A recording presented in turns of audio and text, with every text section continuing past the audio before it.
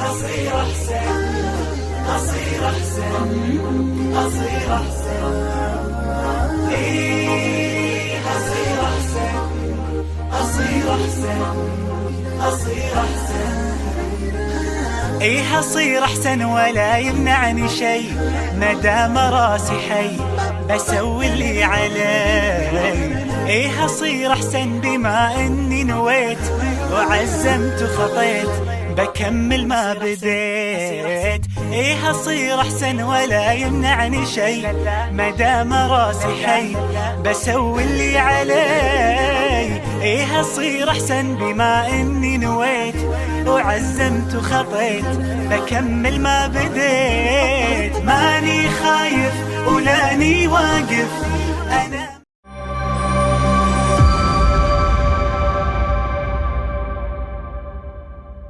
Assalamualaikum warahmatullahi wabarakatuh. Innal hamdalillah wassalatu wassalamu ala Rasulillah wa ala alihi wa sahbihi wa man tabi'ahum bi ihsan ila yaumil qiyamah. Kepada seluruh sahabat-sahabat kami, kepada seluruh para santri dan para santriwati, kepada keluarga yang semoga kita menjadi keluarga di antara keramaian umat, yang semoga kita senantiasa diberikan kemudahan oleh Allah, diberikan afiat dan diberikan kemudahan untuk menerima setiap asupan ilmu pada kehidupan manusia. Manusia itu setidaknya di dalam pusaran ilmu ada 4. Ada kelompok yang pertama yang mereka mengetahui dirinya berilmu, dia beramal dan mendakwahkan. Ada yang kedua, ada orang yang tidak mengetahui kalau dirinya berilmu, sehingga orang yang semacam ini harus dibangunkan dan disadarkan kalau dirinya adalah orang yang berilmu. Ada yang ketiga, orang yang mereka bodoh, lalu mengetahui kadar dirinya ketika bodoh. Lalu akhirnya memecut dirinya untuk terus belajar dan terus untuk mengkaji. Dan ada yang keempat, yaitu adalah orang yang dirinya bodoh, tapi tidak sadar kalau dirinya bodoh. Dirinya merasa tahu, sok pinter, dan akhirnya dia menolak setiap nasihat kalau bicara tentang agama, tidak pernah menakar pada dirinya atas kebodohan yang dia miliki. Maka inilah seburuk-buruk manusia.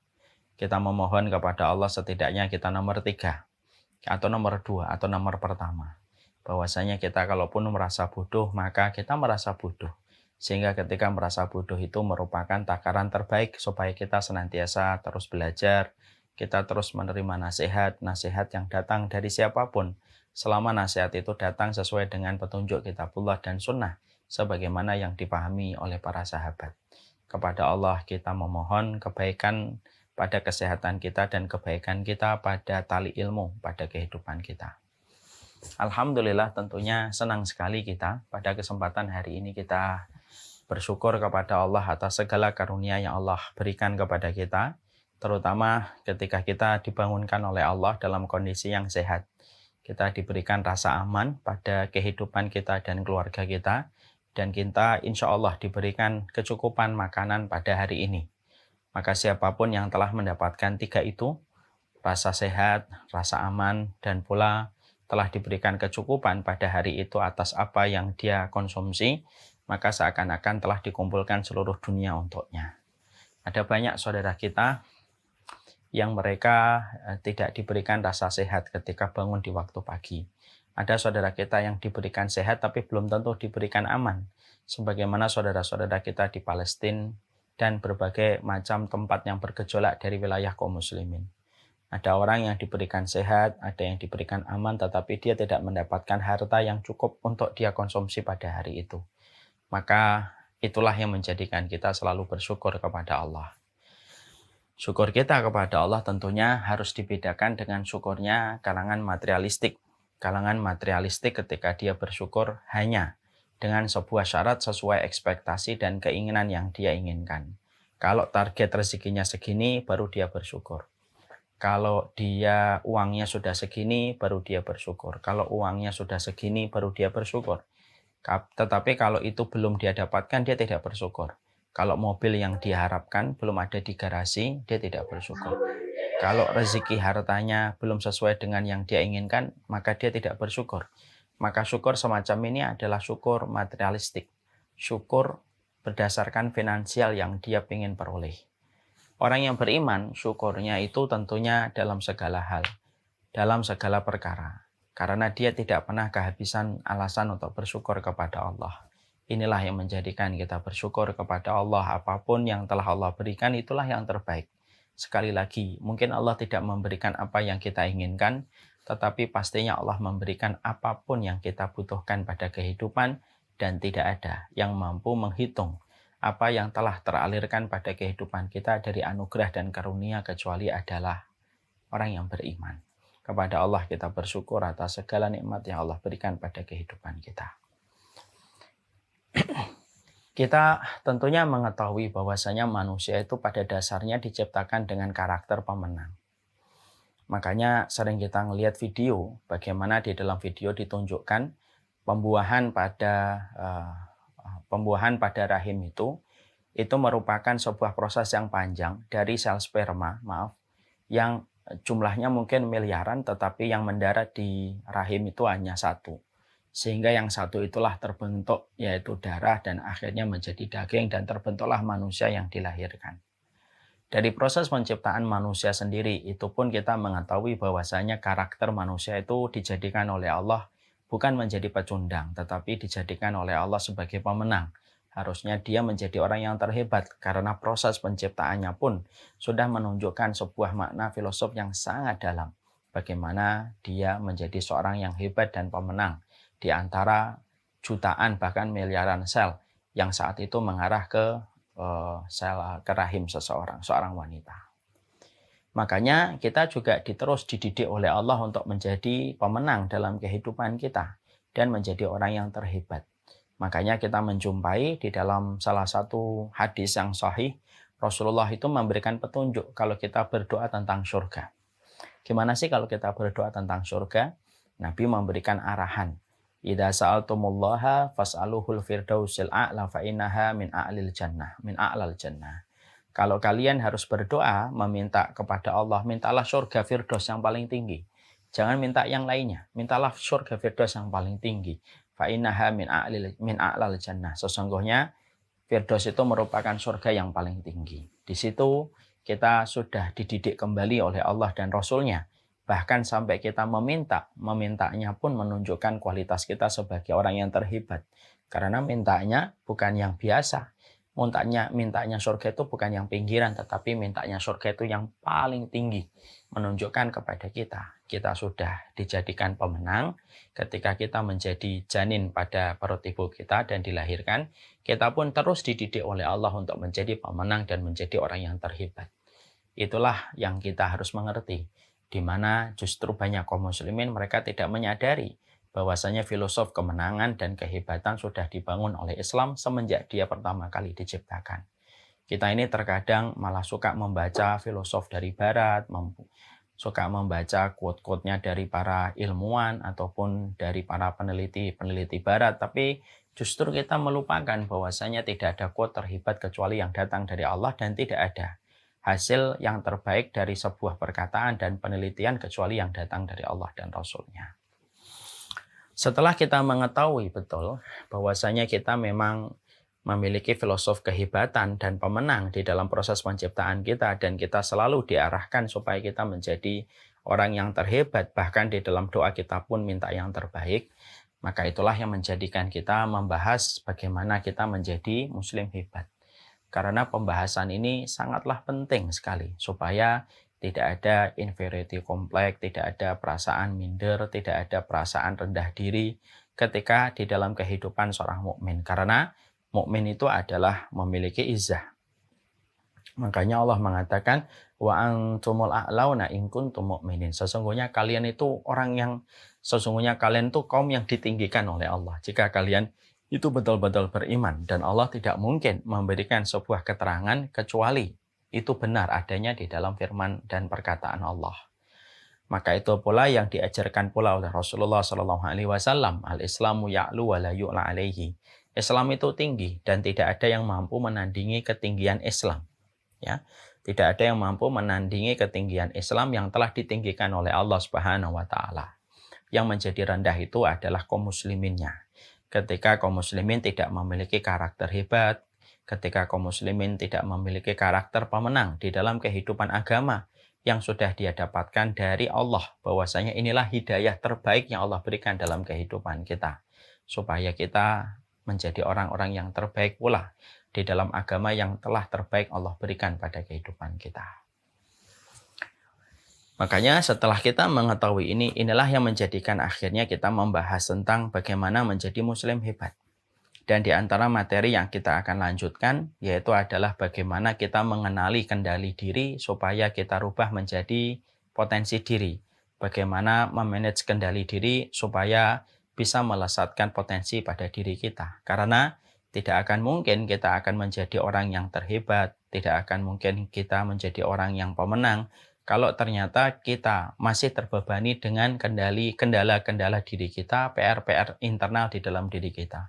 Kalau kita tidak berusaha menyelesaikan satu persatu kendala diri dan tidak berupaya untuk menyelesaikan satu persatu PR internal dalam diri kita.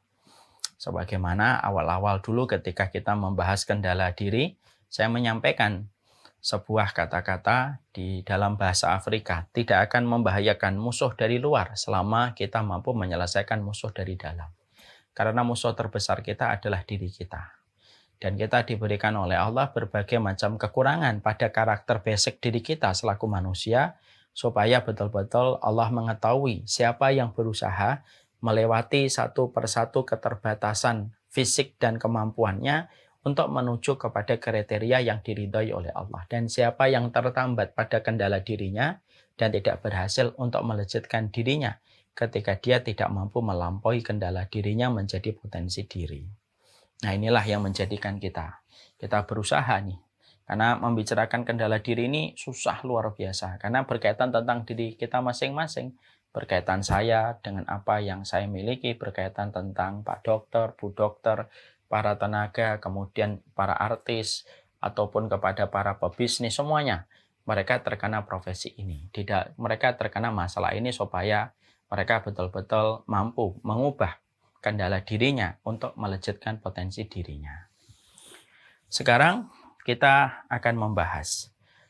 Setelah kemarin kita membahas bahwasanya kendala diri kita adalah suka overthinking atau suka underestimate terhadap segala sesuatu.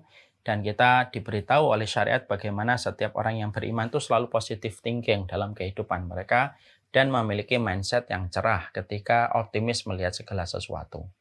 Makanya disitulah kita memahami kenapa disuruh ngomong yang baik. Karena omongan yang baik itu menunjukkan optimisme kita dan omongan yang baik itu diaminkan para malaikat. Kenapa Allah rahasiakan masa depan? Allah rahasiakan masa depan supaya kita berprasangka yang baik, merencanakan yang terbaik, dan berdoa secara maksimal. Supaya kita optimis terhadap apa yang akan terjadi pada kemudian hari. Itu merupakan pembahasan yang kita sudah bahas. Sekarang kita akan membahas kendala diri berikutnya yang suka ada pada diri manusia. Yaitu adalah pada diri manusia itu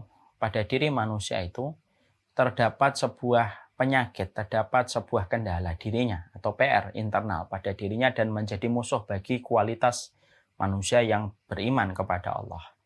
Yaitu PR ataupun musuh pada dirinya itu adalah bagaimana manusia itu menjadi orang yang suka haus dengan pujian. Mereka menjadi orang yang haus dengan pujian.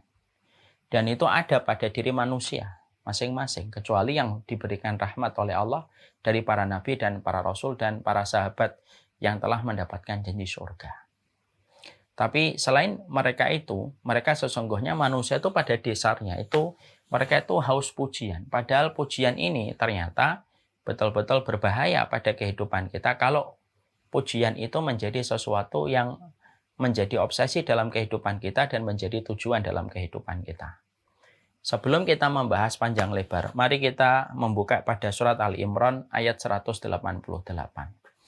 Allah menjelaskan tentang bagaimana penyakit basic pada kehidupan manusia itu memang mereka suka dipuji. La tahsabanna alladziina yafrahu bima atau wa yuhibbuna ay yuhmadu bima lam yaf'alu. Fala tahsabannahum bimafazatin minal adab walahum adabun alim. Allah menyampaikan pada surat Ali Imran 188.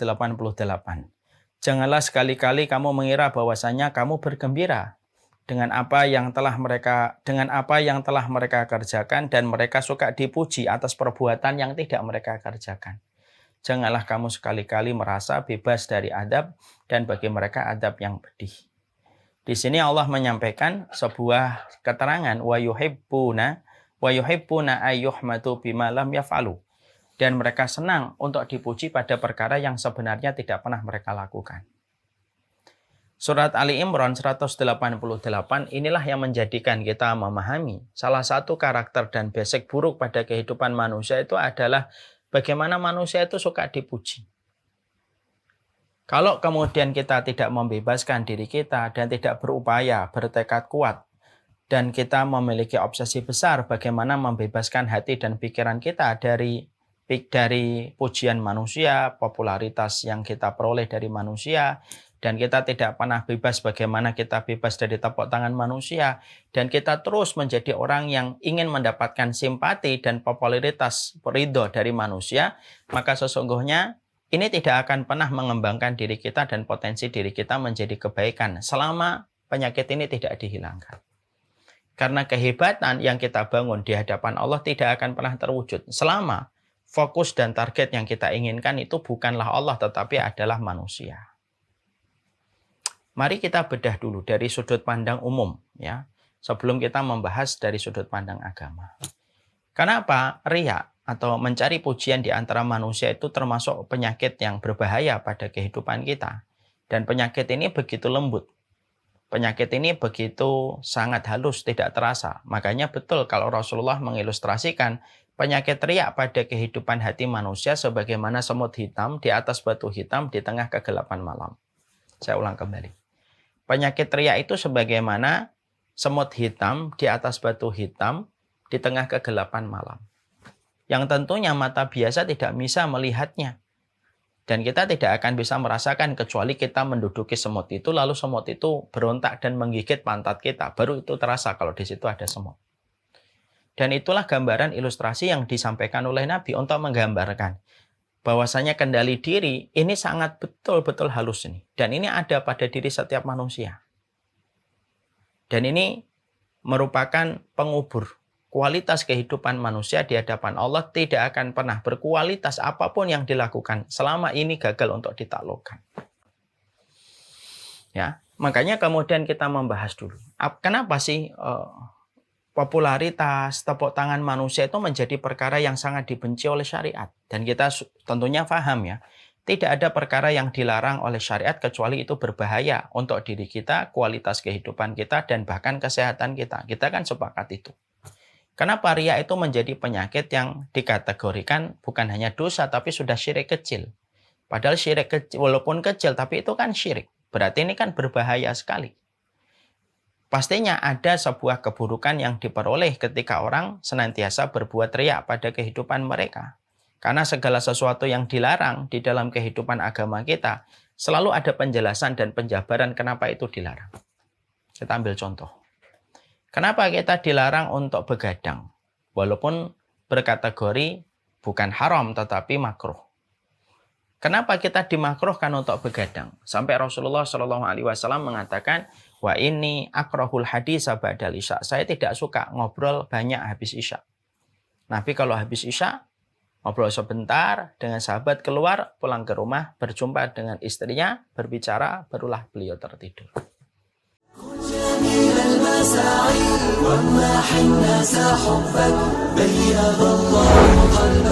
بيض الله قلبك كن سموحا لخصمك تلقى خصمك أحبك بيض الله قلبك بيض الله قلبك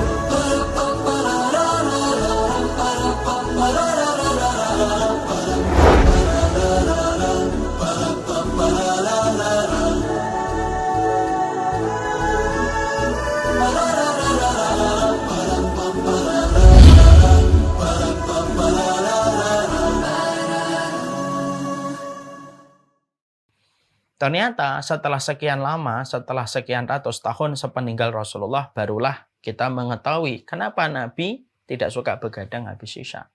Ternyata secara medis disampaikan di dalam penelitian. Ternyata orang yang suka begadang, lebih rentan terkena penyakit serius daripada mereka yang disiplin tidurnya semenjak awal Isya. Karena ketika tidur awal Isya mengistirahatkan bagian tubuhnya, sehingga bagian tubuhnya dalam yang vital bisa beristirahat lebih banyak dari aktivitas apapun ketika pemiliknya tidur di awal Isya. Beda dengan orang begadang. Orang begadang itu kalau dia tarik harinya, tarik waktunya sampai jam 11, jam 12, maka organ vitalnya ikut terjaga. Belum lagi ketika orang itu makan. Lebih lagi dia masih bekerja dan tidurnya sebentar. Makanya lebih rentan terkena penyakit serius daripada yang mereka dari awal Isya sudah tidur. Ini kita mengambil sebuah kesimpulan. Tidak ada perkara yang dimakruhkan di dalam iman, bahkan diharamkan, kecuali di dalamnya ada keburukan. Lalu kita tarik kepada masalah yang kita bahas, yaitu pujian. Kenapa kita diperintahkan untuk ikhlas dan didudukkan riya, yaitu pujian ini, mencari pujian manusia, didudukkan sebagai perkara kesyirikan. Bukan hanya sekedar dosa, tapi syirik. Pasti di dalamnya ada keburukan yang menanti bagi kita ketika kita terus-menerus pada kehidupan kita, secara tidak sadar, kita memelihara PR besar dalam kehidupan internal kita, yaitu kendala diri kita suka sekali ingin dipuji dan suka ingin sekali mendapatkan tepuk tangan riuh manusia. Mari kita bedah. Yang pertama, secara umum kita akan jumpai bahwasanya orang yang mereka senantiasa ketika di dalam dirinya itu ingin dipuji, ingin mendapatkan tepuk tangan manusia dan popularitas, itu justru menjadi orang yang paling terbebani di dalam hidupnya. Karena tidak ada yang dia pikirkan setiap menitnya, setiap jamnya, bagaimana dia bisa mendapatkan keridhaan dari manusia. Akhirnya hidupnya hanya dari satu tepuk tangan menuju kepada tepuk tangan berikutnya. Walaupun dengan itu terkadang dia mengorbankan keluarganya, mengorbankan anaknya, hanya untuk mendapatkan tepuk tangan manusia dan mendapatkan pujian dari manusia.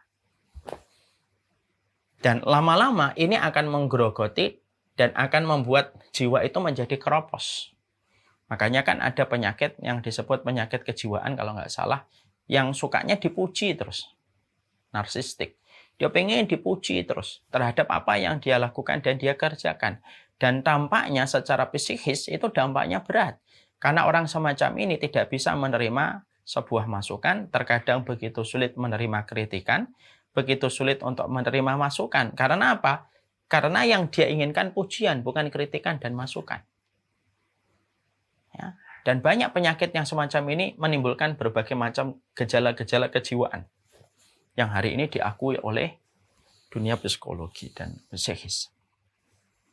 Makanya akhirnya kita mendapati kenapa ini dilarang? Karena akan menjadikan manusia itu rentan, terpenjara hidupnya dengan apa yang diinginkan oleh manusia.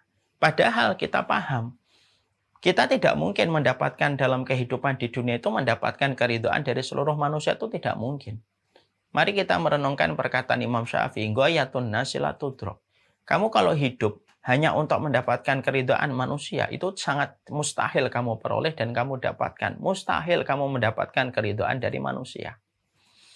Kita bisa jadi dipuji satu kaum, tapi belum tentu dipuji oleh kaum yang lainnya. Karena itulah sifat manusia. Makanya kalau ada orang menyangka bahwasanya dirinya bisa selamat dari pujian, berarti dia akalnya telah miring atau akalnya telah gila. Dan itu yang kita harus paham.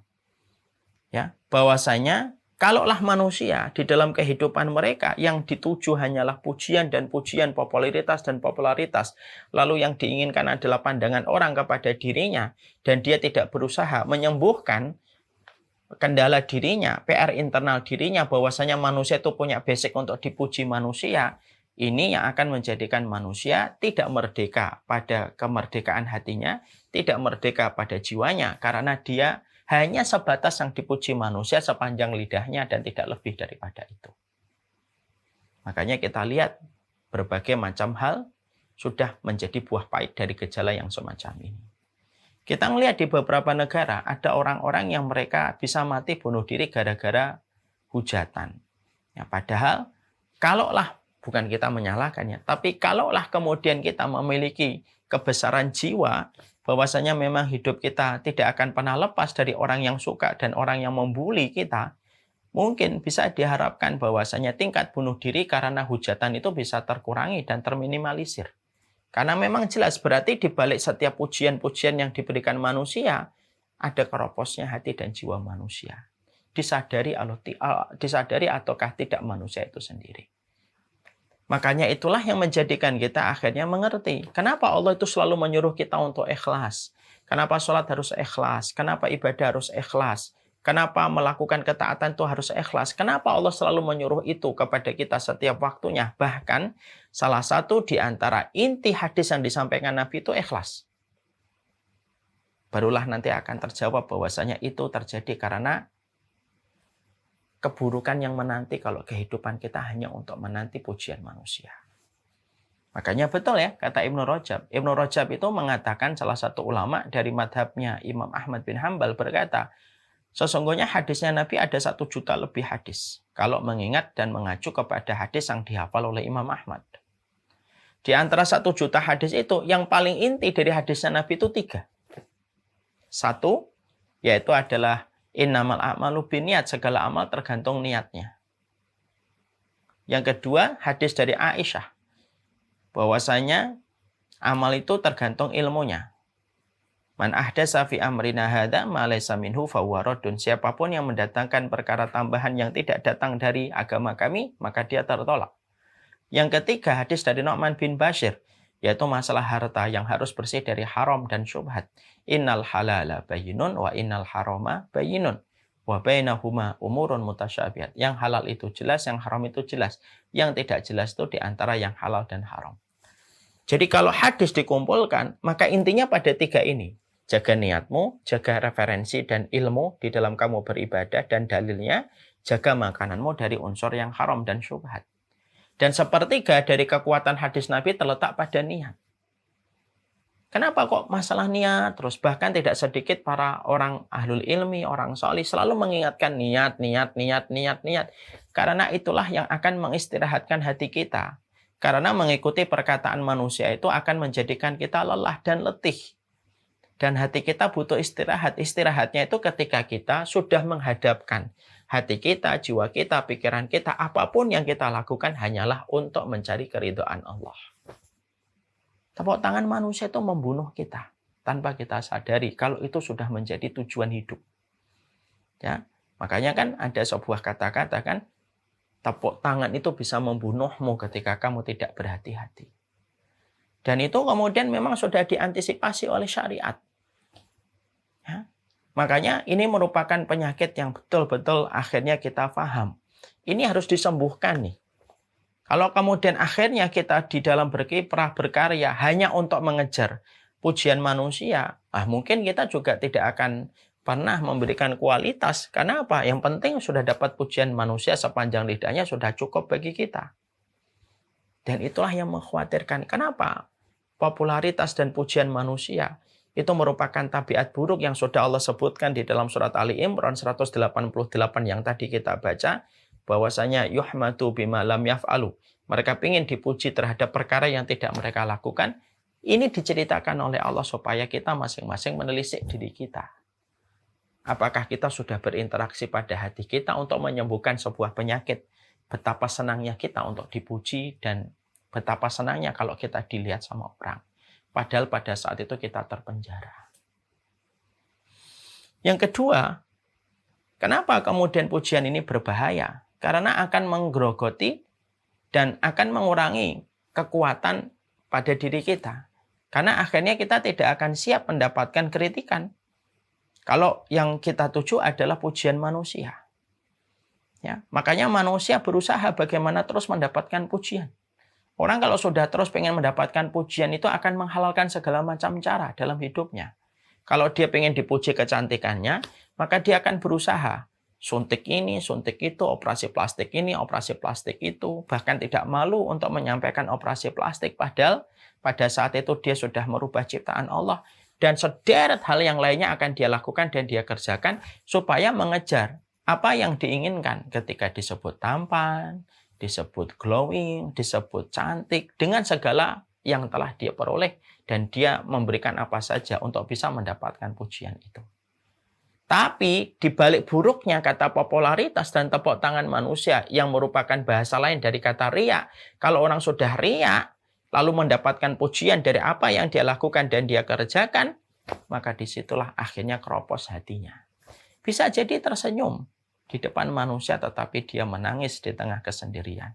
Bisa jadi dia tertawa terbahak-bahak tetapi dia menangis di bawah kucuran air di kamar mandinya. Dia kemudian meratapi kehidupannya yang babak belur. Dan itu yang kemudian menjadikan kita memahami dari sudut pandang umum. Orang yang beriman itu betul-betul dia harus berinteraksi pada hatinya. Dia berusaha untuk mengobati pada hatinya bahwasanya harus betul-betul kehidupan itu terbebaskan dari penilaian manusia. Dan dia tidak ingin mencari pujian manusia yang sejatinya pujian manusia itu ya sepanjang lidah itu. Dan kita paham ya, seberat apapun kita dipuji sama manusia, lalu kita mengorbankan apapun yang kita lakukan hanya untuk mengejar pujian manusia, maka sesungguhnya pujian manusia itu sifatnya satu. Tidak absolut, tidak mutlak. Karena bisa jadi sebenarnya kita sebenarnya itu nggak patut dipuji. Bisa jadi kita tidak melakukan apa-apa, tetapi orang menyangka kita melakukan itu dan kita menikmati pujian terhadap sesuatu yang tidak kita lakukan.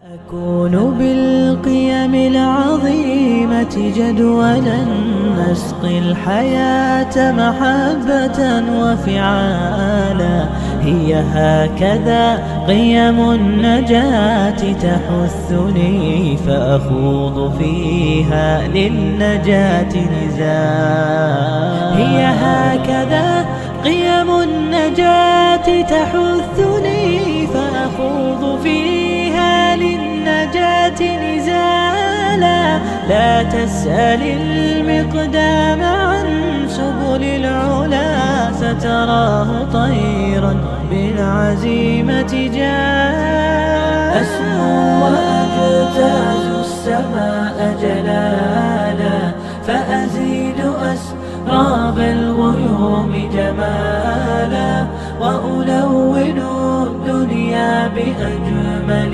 بسمة وأكون للخير العميم مثالا.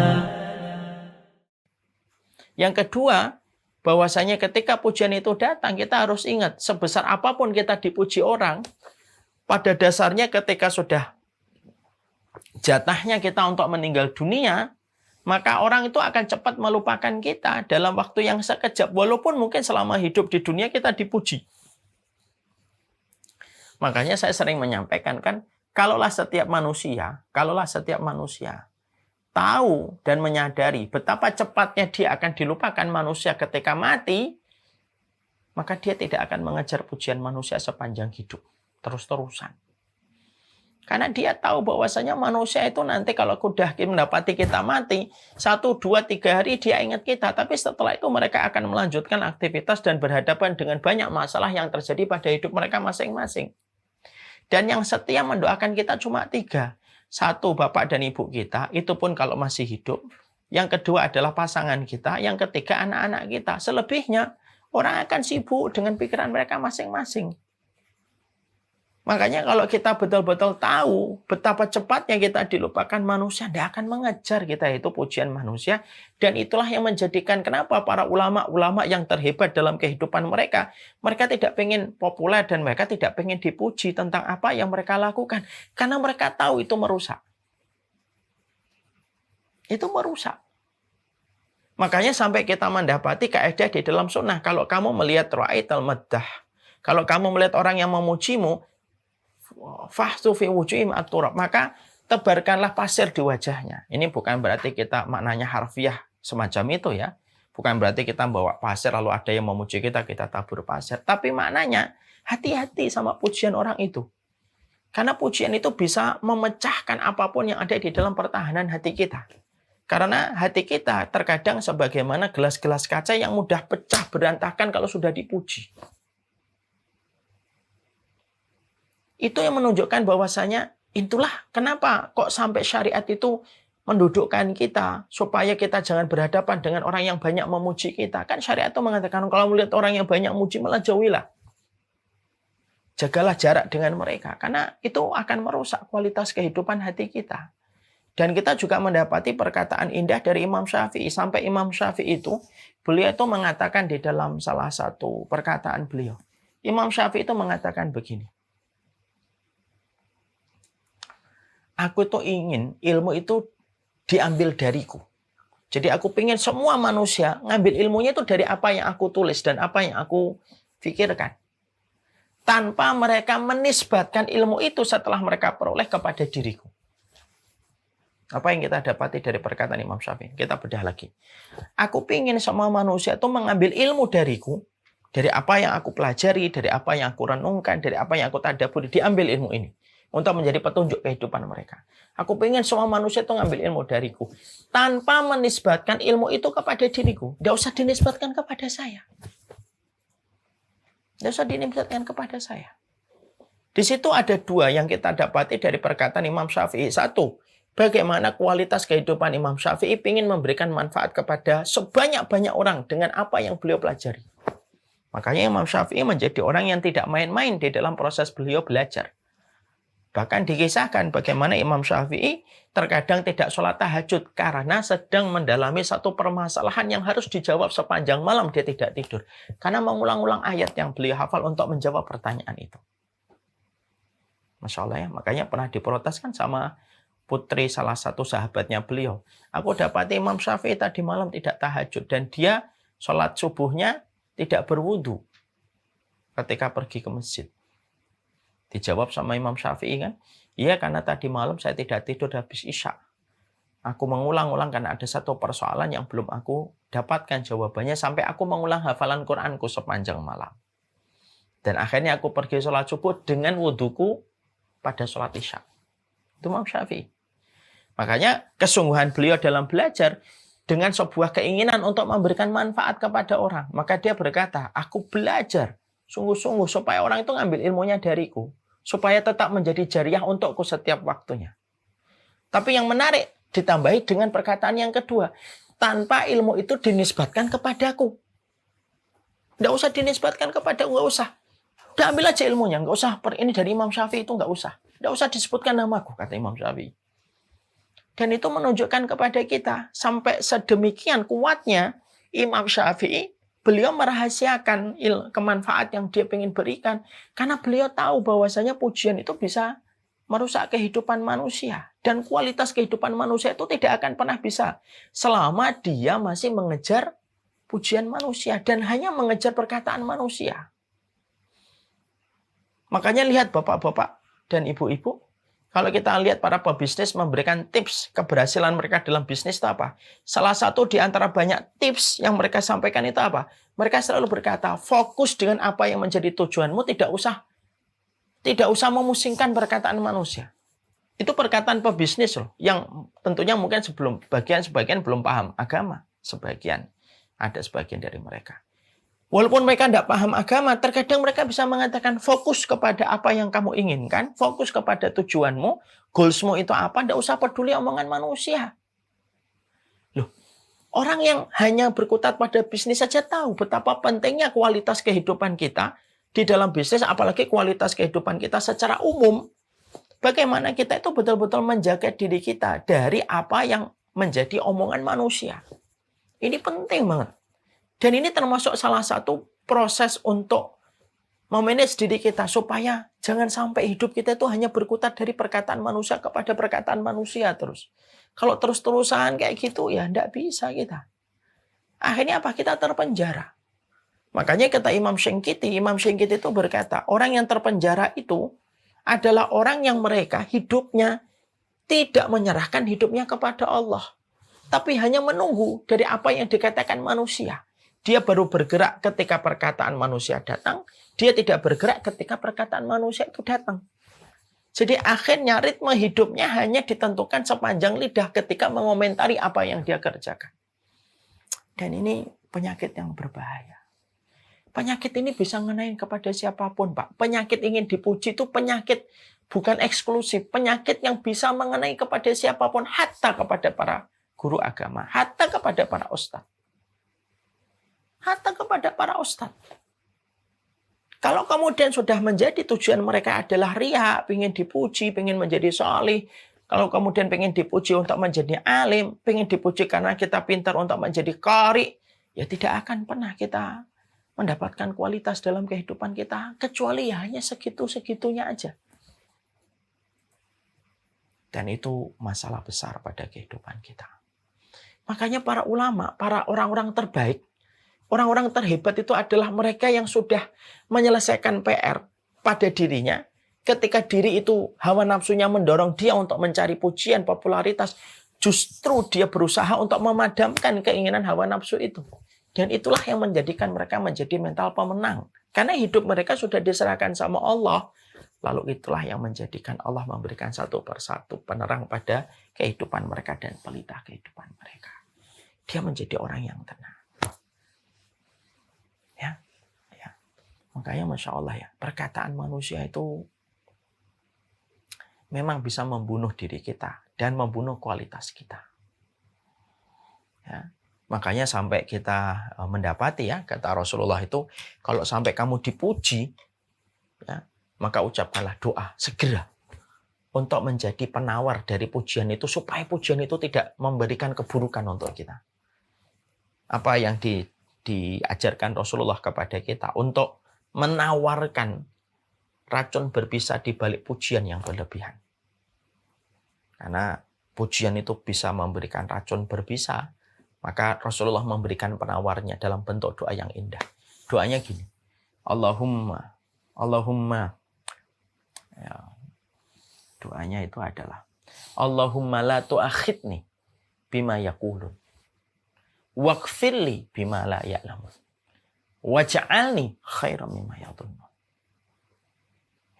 Makanya sampai kemudian Rasulullah SAW, maka beliau itu memberikan sebuah doa penawar dari racun bisa pujian yang berlebihan. Beliau mengatakan kalau kamu dipuji, maka ucapkanlah doa Allahumma la tu'akhidni bima yaqulun. Ya Allah, janganlah engkau menghukum saya ya Allah terhadap pujian yang mereka katakan. Karena memang yang berat dipuji hanyalah Allah. Jangan engkau menghukumku, mengadabku gara-gara pujian yang mereka katakan.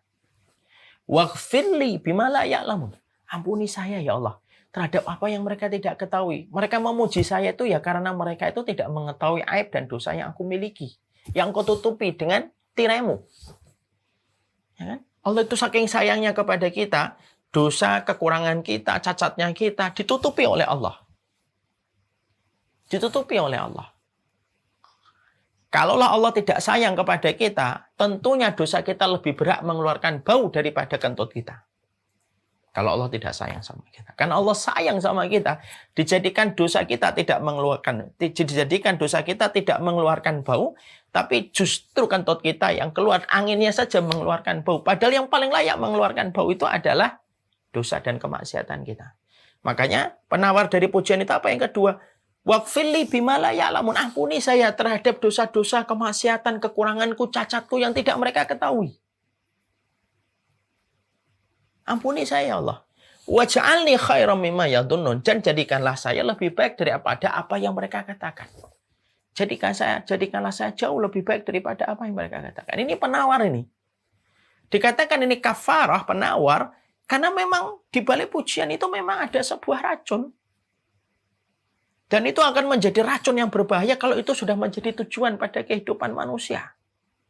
Udahlah, akhirnya kalau kerjanya pengen dilihat, dia akan berkualitas. Karena dia akan baik kalau hanya dilihat saja. Kalau tidak dilihat, dia akan sembarangan. Apa adanya, ala kadarnya. Karena kualitasnya hanya berdasarkan pandangan manusia. Makanya akhirnya betul-betul berbahaya penyakit ini. Makanya dikatakan sebagai salah satu di antara penyebab orang itu masuk neraka pertama kali itu ya haus dengan pujian pada kehidupan mereka. Dan mereka tidak pernah berusaha untuk memberikan terapi pada hatinya supaya hatinya itu sembuh dari penyakit popularitas dan tepuk tangan manusia yang tidak ada habisnya. Tidak ada habisnya, tidak ada ujungnya penyakit ini. Makanya sampai Nabi mengkaitkan dengan sebuah riwayat yang terkenal kan dalam riwayat Muslim. Mungkin Bapak dan Ibu semuanya pernah dengar hadisnya. Inna awalan nasi yugdo yaumal qiyamati salasatun. Orang yang pertama kali diputuskan nasibnya, dicemplungkan ke dalam neraka itu kata Rasulullah ada 3. Yang pertama, rajulun qatala fi sabilillahi faqatala hatta qutila fa'arafahu ni'amahu fa'arafaha faqala lahu ma amilta fih qala qataltu fih qala kadzabta walakinnaka qatalta liyuqala annaka jari. Orang yang pertama kali dipanggil oleh Allah, diputuskan nasibnya untuk masuk ke neraka itu ada 3 orang. Dan 3-tiganya itu ahli ibadah. Kok bisa masuk neraka justru? Perhatikan dialognya Allah. Yang pertama adalah orang yang berperang sepanjang hidupnya dia berperang. Lalu dia terbunuh di peperangan. Lalu dia dibangkitkan oleh Allah. Diperlihatkan surga kepadanya yang harusnya dia dapatkan karena dia terbunuh di peperangan. Lalu terjadilah dialog. Ma'amil tafi, dulunya kamu ngapain? Qala qataltu fika, saya ini berperang karenamu ya Allah. Untuk siapa? Fika, untukmu. Allah berkata, firman, mendebatnya. Kadzabta, kamu bohong. Sesungguhnya kamu itu berperang supaya kamu disebut sebagai pemberani. Faqad qila, kamu sudah disebut pemberani. Udah kamu. Orang memujimu, menyanjungmu sebagai pemberani. Yang itu yang menjadi tujuanmu kan? Dilemparkanlah ia ke dalam neraka pertama kali mencicipi api neraka. Karena yang dia tuju adalah popularitas. Lihat, popularitas itu bukan hanya ngerusak kualitas hidup di dunia. Sebagaimana perkataan-perkataan hikmah, hati-hati dengan pujian dan popularitas. Karena itu bisa membunuhmu, tapi juga bisa merusak kehidupan di akhirat. Karena apa? Ibadah setinggi apapun kalau tertempel dengan riya, tidak ada harganya di sisi Allah. Yang kedua yang dipanggil oleh Allah itu siapa? Orang yang berperang, orang yang mengajar. Kayak saya. Orang yang belajar. Orang yang membaca Quran. Lalu ketika dibangkitkan oleh Allah, Allah tanya, ma'amil tafih, dulunya kamu ngapain?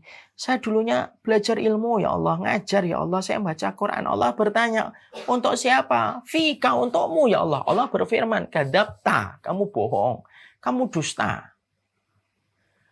Kamu itu tidaklah kamu itu mengajar, mempelajari ilmu, tidaklah mengajar, tidaklah kamu membaca Quran supaya kamu disebut sebagai orang yang alim. Dan kamu disebut qori yang bacaannya bagus. Kan hanya itu tujuan hidupmu. Allah yang paling tahu tentang hati kita kan. Orang itu terdiam. Diseret wajahnya ke daratan mahsyar, dilemparkan ia ke dalam neraka. Menyusul si mujahid yang selanjutnya. Yang ketiga itu orang yang infaknya itu karena manusia. Lihat Pak. Sampai kemudian urusan akhirat pun rusak gara-gara masalah pujian. Inilah yang menjadikan kita mulai harus menguraikan kualitas kita ini. Jangan-jangan selama ini kepentoknya masalah-masalah dalam kehidupan kita. Ya karena yang kita tuju itu hanyalah pandangan manusia terus. Kita pengen dipandang begini, kita pengen dipandang sebagai atasan yang begini, kita pengen dipandang sebagai bawahan begini, kita pengen dipandang seorang guru yang begini, kita pengen dipandang seorang ustadz yang begini. Yang kita tuju perkataan orang. Perkataan orang itu. Dan kita akhirnya berbuat, kita bertindak, kita melakukan sesuatu ya karena itu. Ya akhirnya berantakan semuanya kualitas kehidupan kita. Ini termasuk penyakit diri, haus pujian. Dan tidak ada yang dia inginkan kecuali tepuk tangan manusia. Ya tidak ada harganya. Kita tidak akan pernah menjadi orang yang hebat di hadapan Allah. Kenapa? Kehebatan manusia dalam kehidupannya dan kehidupan akhiratnya dimulai bagaimana mereka merdeka dari pandangan manusia.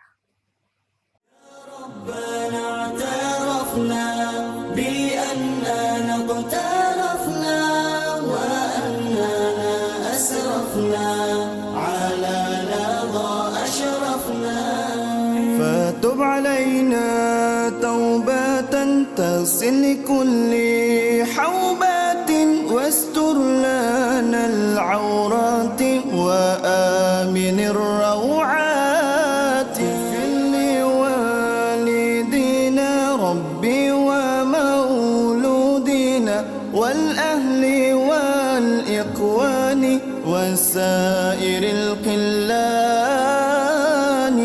اعترفنا بأننا اقترفنا وأننا أسرفنا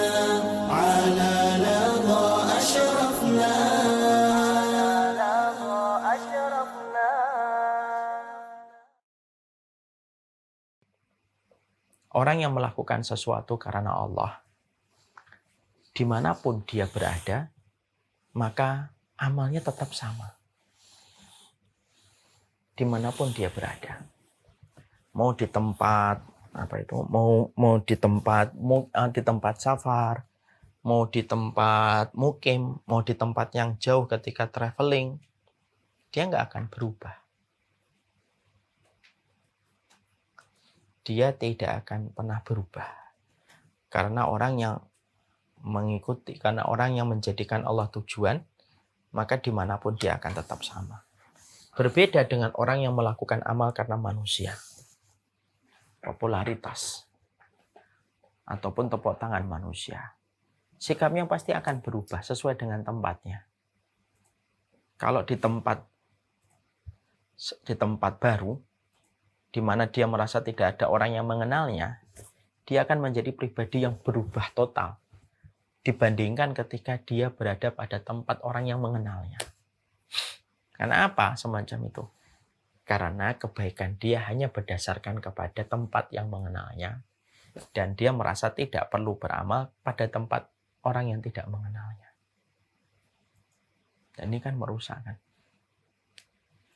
Makanya kita juga bisa membedakan kan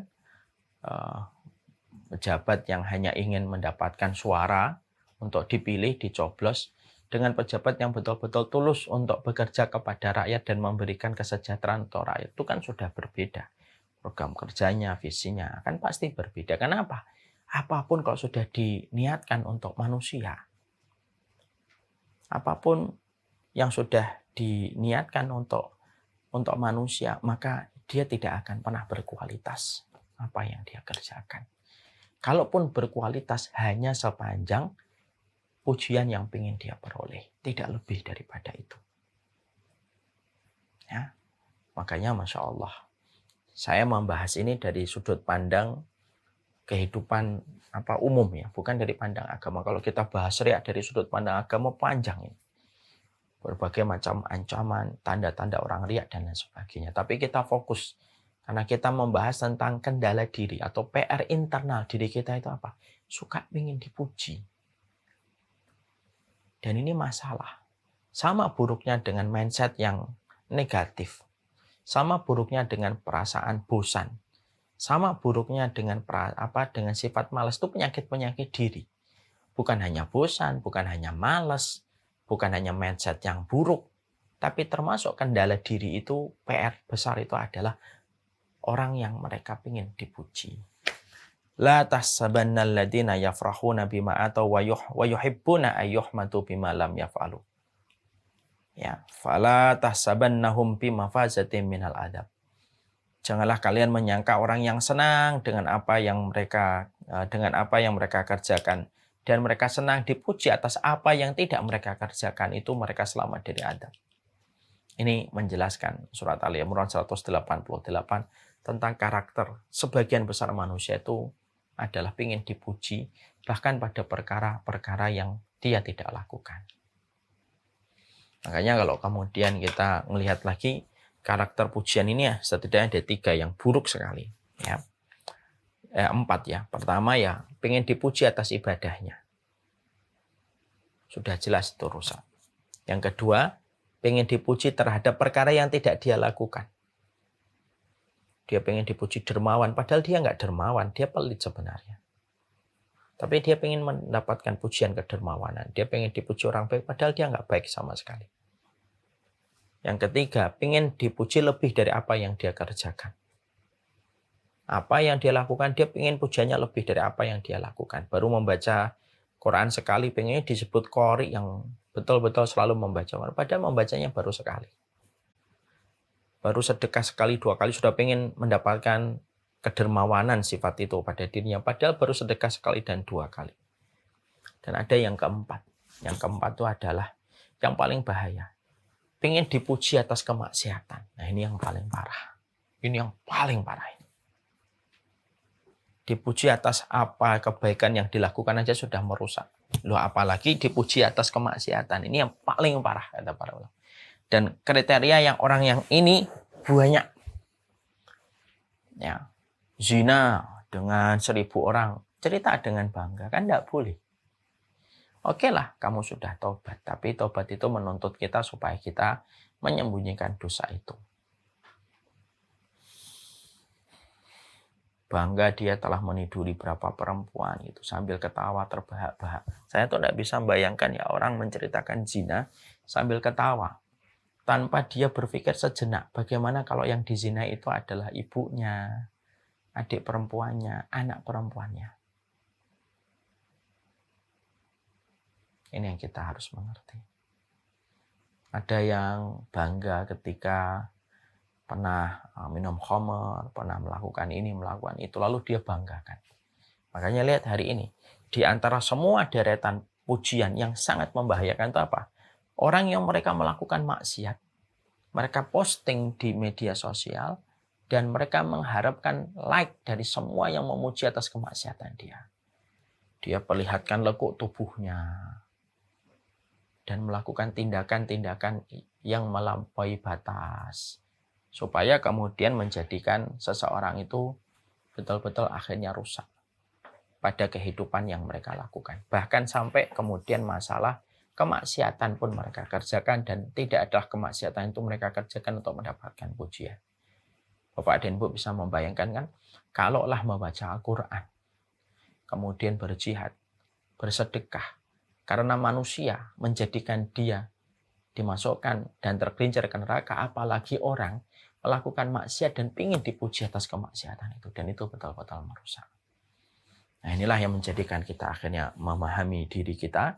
Proses kita mengenali diri kita untuk menyembuhkan potensi pada diri kita adalah menyembuhkan kecondongan hati kita dan pikiran kita untuk selalu merasa ingin dipuji dan mendapatkan perhatian manusia.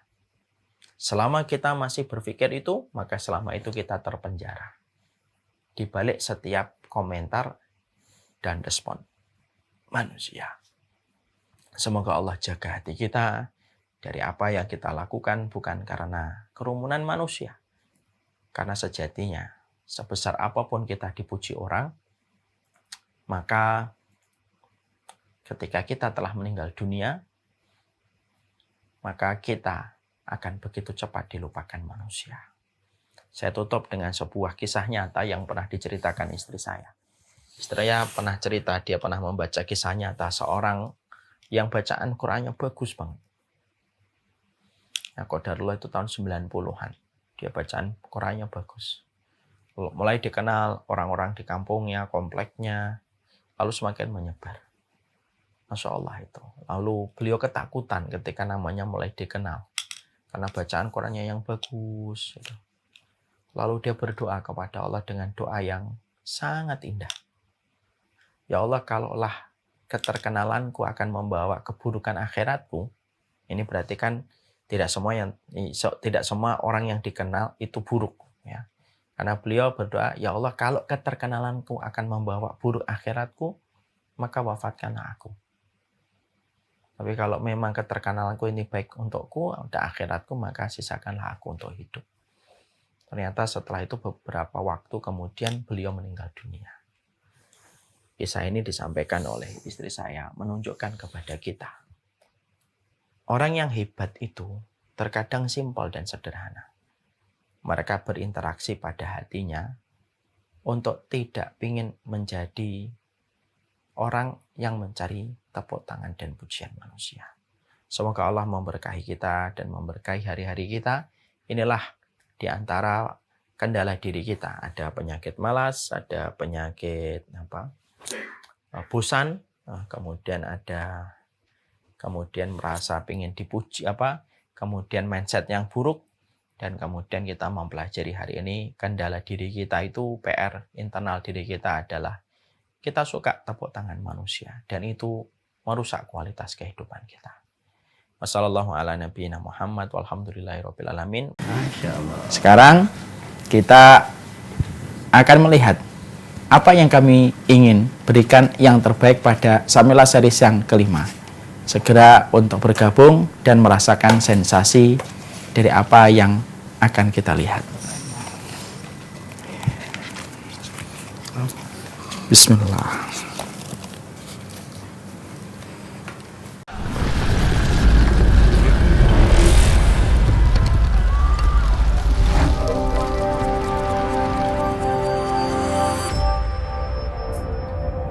Masya Allah.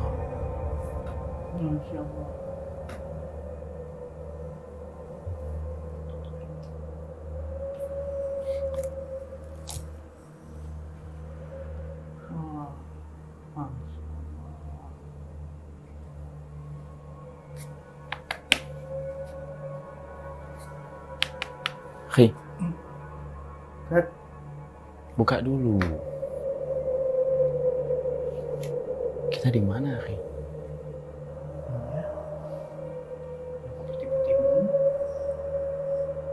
Kita belum meninggal kan?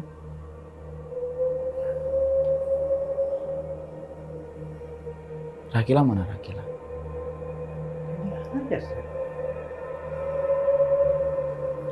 Coba pakai lagi ya, Khi.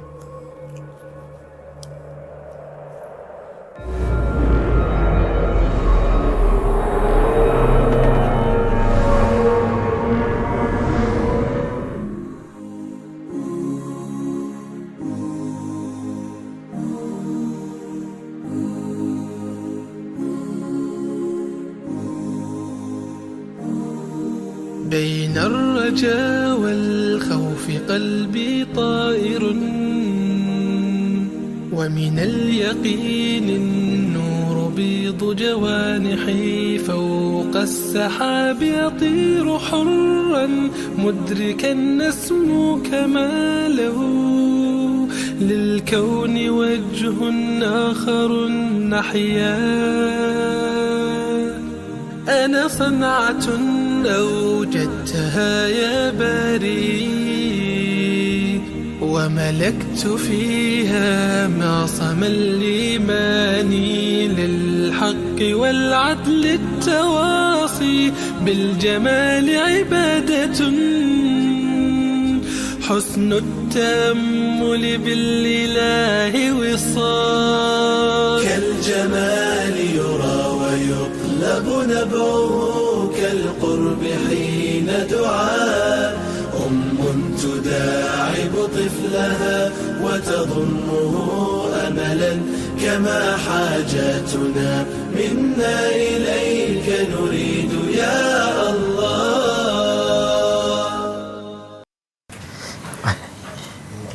Insyaallah.